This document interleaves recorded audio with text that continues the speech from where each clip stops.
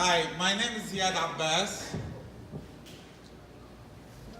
I'm from a village called Zakaria. I was born and grew up in Dihesha Refugee Camp near Bethlehem. How many of you know Dihesha Refugee Camp? Raise your hand. Thank you. Oh, you are popular. The light, please. Okay, before I start, I think I have 15 minutes, right? Or 10 minutes? 15 or 10? 15. Thank you. 14 now. 14. Just I want to remind the people, when we speak about Nakba, to keep in your mind what happened to the Palestinian is not just an event happened in 1948. It's much longer than that. It's before 1948, during 1948, 47, 48, and after, until today.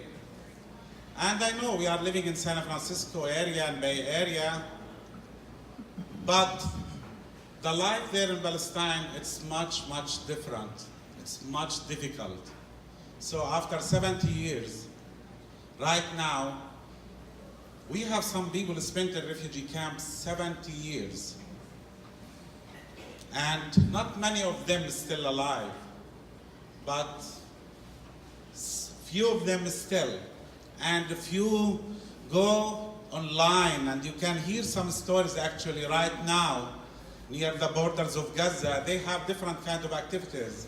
Not just the activities we see every Friday, but they have other kind of activities related to the oral history, which I think today we are going to do oral history here, to hear some stories from some people that are from the Bay Area. But the story, it was a long time before. And I would like just to stop here in 1897, the first Zionist conference. And this is when the Zionist movement discussed three proposals to start a homeland for the Jewish people. The three proposals were Uganda, Argentina, and Palestine. People in Uganda and Argentina, they were lucky.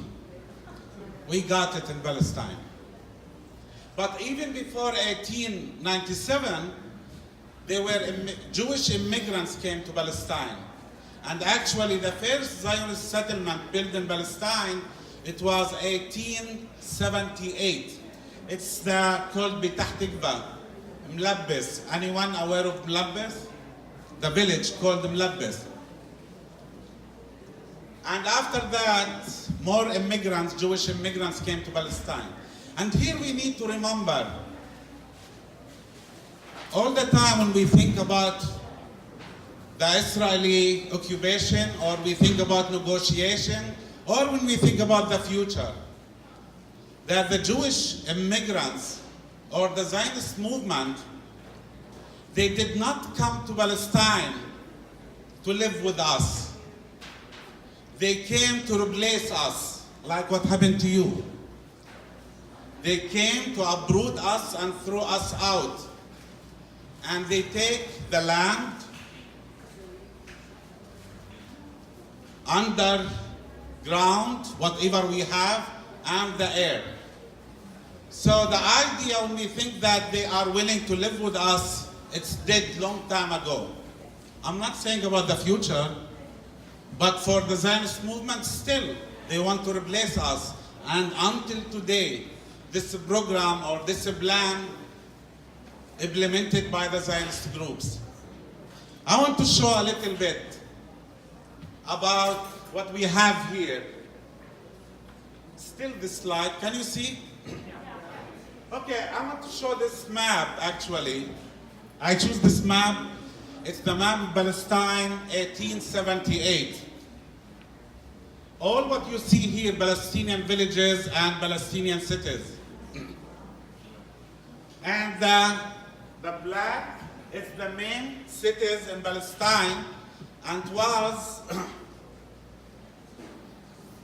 in that period actually, it was the major cities, and they were Muslims, Christian, and some Jewish. They were living in some of these cities in Palestine. What happened actually before 1948 and 47, and here we want to know, when we speak about Nakba, Nakba wasn't 1948, it was started in 1947. A quarter Palestinian refugees, 250,000, they were uprooted from their villages before 1948, end of 1947, beginning of 1948.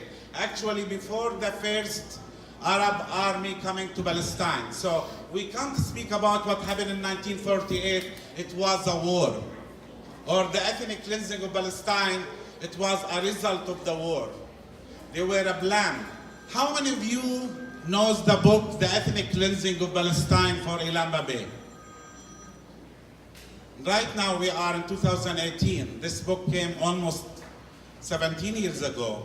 This is one of the amazing books. Everyone should read it. This is how we learn how the Zionist movement, they plan the ethnic cleansing of Palestine. And just here I want to remind people, this is in the introduction of the book, chapter 1, when he spoke about the meeting in the Red House. It was March 10th, 1948. And 11 leaders from the Zionist movement, they got together and they planned town by town, village by village, how to uproot the Palestinian and throw them out. Of course, after that, Deir Yassin and the massacres, etc. And the plan it's called the Plan Dalet, in Hebrew, Plan D. First, uproot the people, throw them out. Second, destroy the houses. Third, plant trees. And of course, the people, they think, why they want to plant trees after they destroyed houses? We'll see later. Here I want to show you, my parents, they were uprooted from a village, it's called Zakaria. Remember this picture. This is my village, Zakaria, in 1929. Remember the mosque, this area. I did the research about my village. During my research, I found this photo in one of the churches, actually, for the village. So my mom, my dad, my brother, he was 2 weeks old, and my sister 2 years old. After they start bombing the village in October 14th, 1948, my mom, she closed the house with the key. As you heard from the MCs, she spoke about the keys. And they moved to the mountain. They were waiting. When they will stop the bombing the village, they will return back to the village. But the Zionists, they were actually full equipped, and they were uprooting the people and throw them out far from Palestine, far from their villages. Here we can see some photos of the Zionist movement, 1947, 1948. This is a village called Ajur. This is a village called Beit Nativ. This house still exists until now. They are relaxing, cooking, the Zionist movement. They are enjoying the food in one of the Palestinian houses, even using the animals related to the people.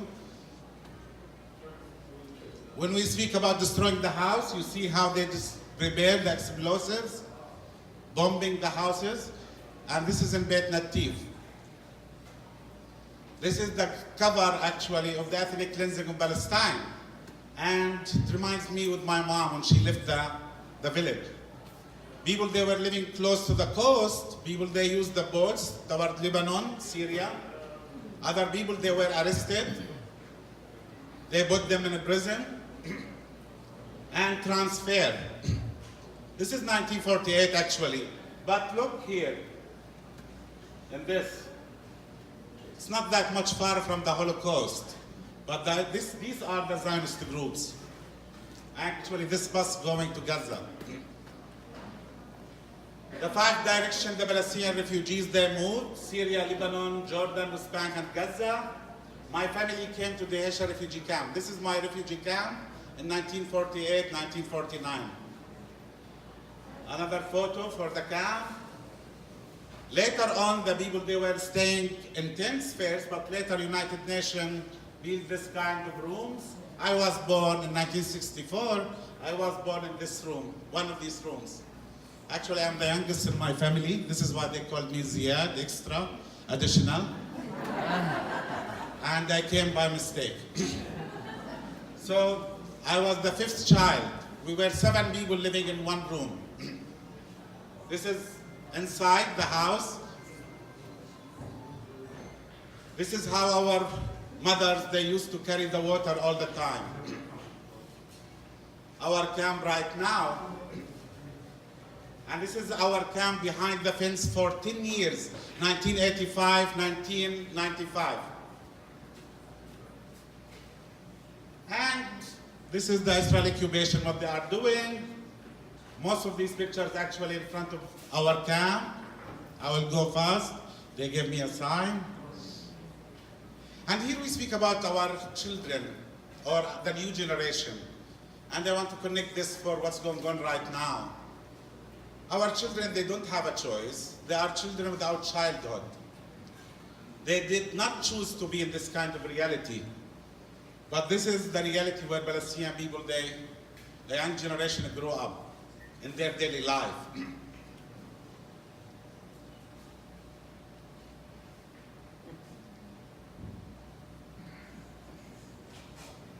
And you remember, Israel actually the only country in the world, 500 to 700 children, they are charged in military court. Military, I'm speaking, not civil court. 500 to 700 children every year, they are charged in military court.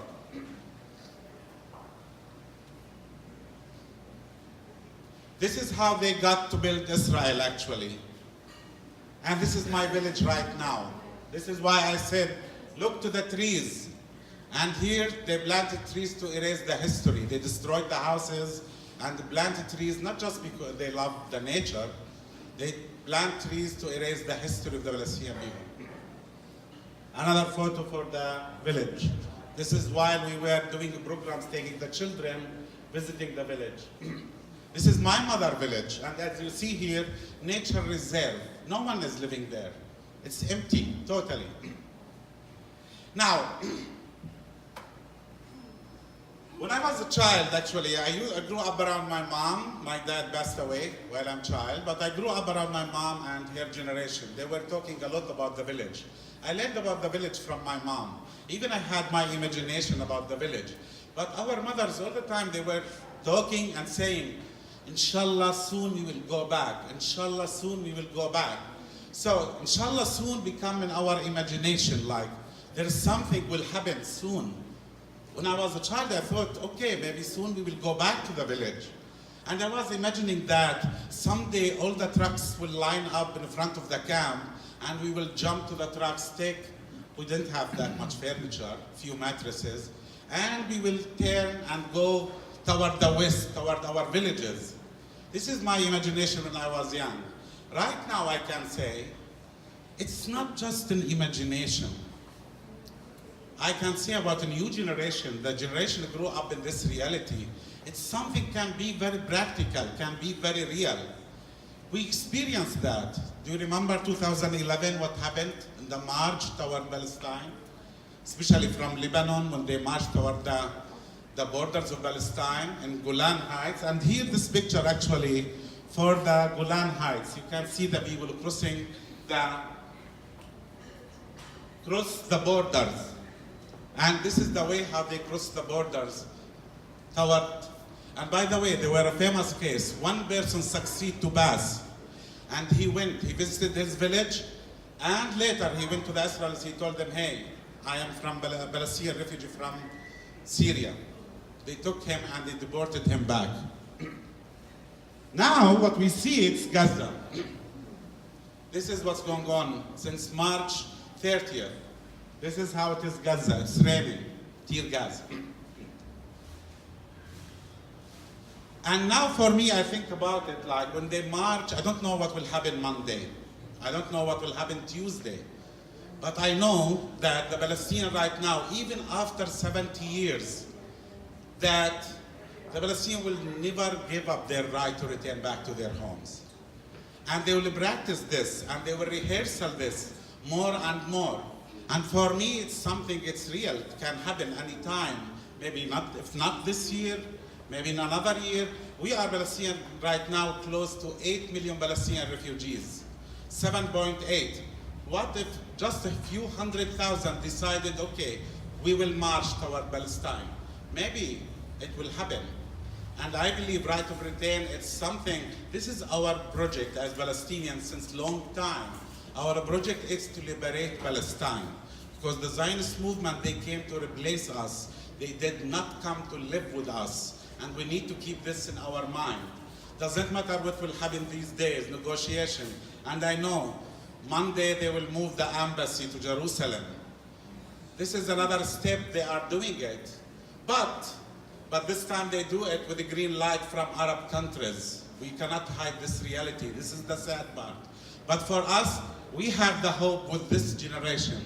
With this generation, I am sure we will return back soon. And we can see that. Thank you.